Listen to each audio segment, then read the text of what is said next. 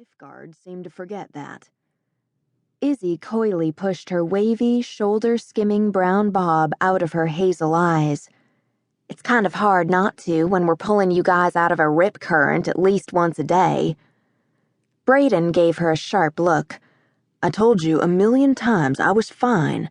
You didn't look fine, Izzie reminded him, wrinkling her freckled nose at the memory. You were going against the current instead of with it, Brayden interrupted and shook his head. The dimple in his left cheek began to form. I'm never going to live that down, am I? Nope, Izzie said, feeling at ease, like she always did around him. They were just friends in a teasing, sort of flirty way, but for some reason it didn't matter. Well, it mattered a little, but they had such a good time together that she almost forgot he wasn't her boyfriend. She knew practically everything there was to know about him, from how much he loved to surf to his favorite iPod playlist. They liked the same bands, preferred water over dry land, and would take a slice of pizza over a hot dog any day. Maybe that was why she was beginning to dread the thought of school starting in 2 weeks. When would she see Brayden then? They hung out only at the beach.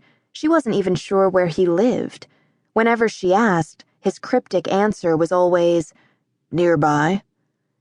Brayden looked at the shore as he bobbed up and down on his board, and Izzie tried not to ogle his toned arms.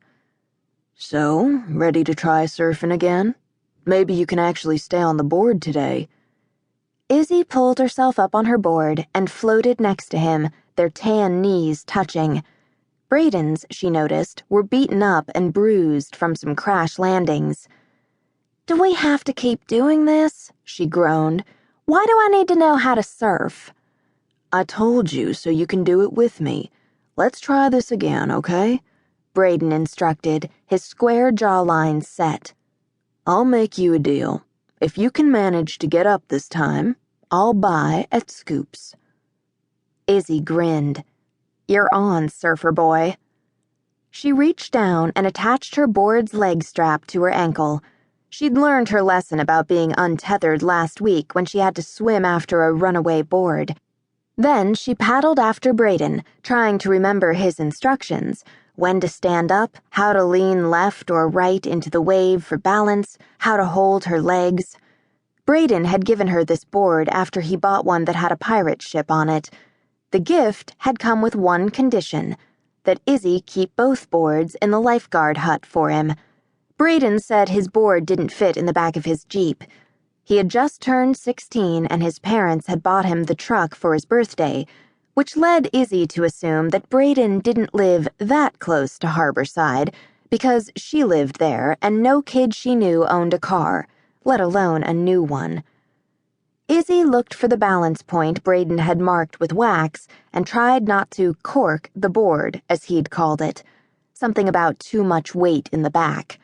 She watched Brayden almost 15 feet ahead of her, the proper safety distance, and saw him effortlessly stand up on the board as a wave began to crest.